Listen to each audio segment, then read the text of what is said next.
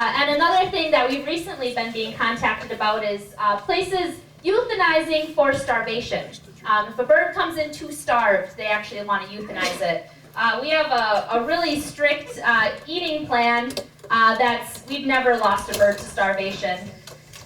So we do try everything. We learn a lot from the birds that we get. We're constantly learning from each bird that comes into us. And that's how we learn how to take care of each bird. But we're never going to take care of a bird unless we know exactly what type of bird that is. A lot of people talk about LBJs, little brown jobs, little brown birds that you can't identify. But we have to identify that bird before we can treat it, because if you don't know what it is, you don't know how to treat it, and you don't have any business treating it. Everybody will do a little program or a little demonstration here. Everybody, close your eyes.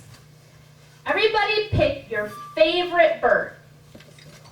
Now, as you're thinking about that bird, and you're going to be that bird now, think to yourself, where's your habitat? Where do you live? What are you eating? When are you eating? What time of day are you active? Who's your neighbor? Who do you see around you? If you can answer all of those questions, then you can rehabilitate that bird.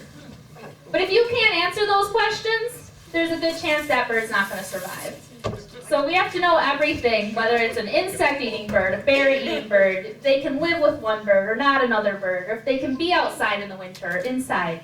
It's a science. Rehabilitation is definitely a science. And then some of our songbirds live together, but for the most part, a lot of our birds live separately. Fonzie here lives by himself because he thinks he's a human. But he does have a girlfriend that visits him every night and hoots to him, and we can see her out the window, and she hasn't given up yet. So, I don't know. You must be quite the stud, Fonzie. He thinks he is, too. Crows, yeah. Crows, great horn, eagle.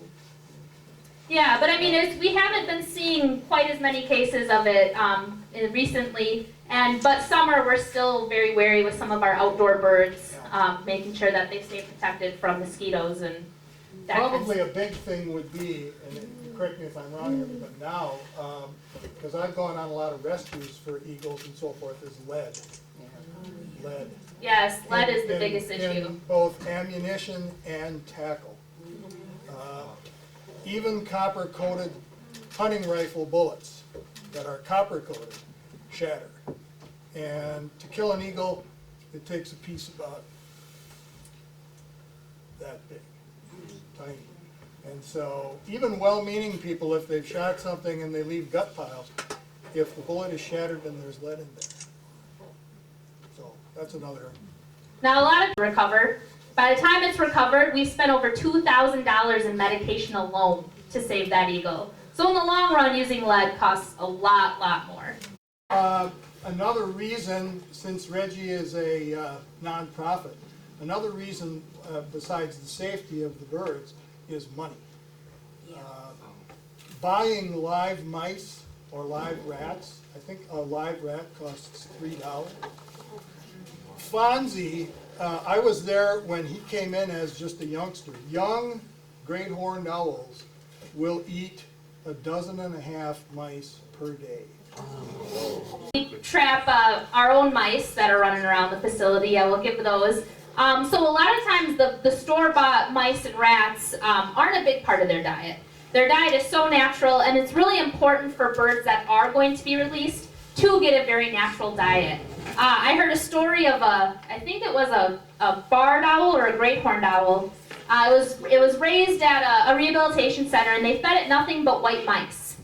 So they went and released this owl, and it started going after white golf balls. So sure. You got to be able to give that bird the most natural diet that you can, so that that bird knows what it's supposed to find when it gets released. Now, a lot of the adult birds that do come in actually won't even eat white mice. They don't recognize it as food. That's not food to them, so we can't even give it to them. Are any birds that you want to come back out? requests, we can take requests. You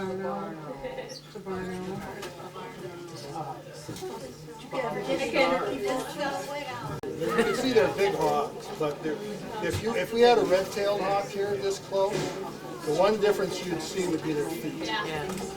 Legs and feet. Well, the legs are feathered, but the feet size. See, these red-tailed hawks are going to take bigger prey.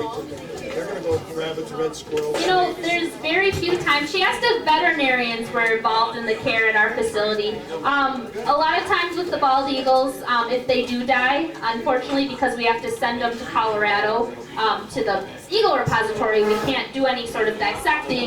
But most of these guys are able to heal on their own or from just a little intervention from us, which is very surprising to a lot of other rehabilitation centers that do a lot of hands-on. Turkey vultures?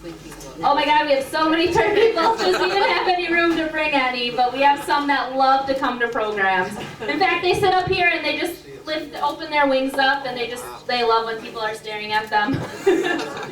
So when you go out to the facility in the summer and you drive up the long driveway, very often in trees there are about 20 or 30 of them sitting there looking at you ominously. Back when I was still working, I mean, I'd always check my pulse and wave. What's their biggest calamity? Why do they all come in? Are they hit mostly by cars? Variety. There was one. The one in the program was actually in a fire. One of them, and suffered smoking related. Do any of the don't really like it. Can I just walk over there? Bob come from? You know, Yes, the breeding spot does include barn owls. Yep. Yeah, I've actually made Bob fall asleep over there.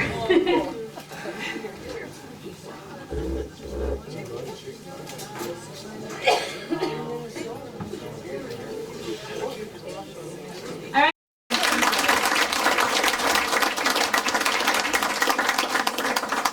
If you're in the middle of nowhere, Wisconsin, and happen to stumble upon Anago this summer, feel free to come by. We do have tours where you can see a lot more of our education birds and some of our birds that don't travel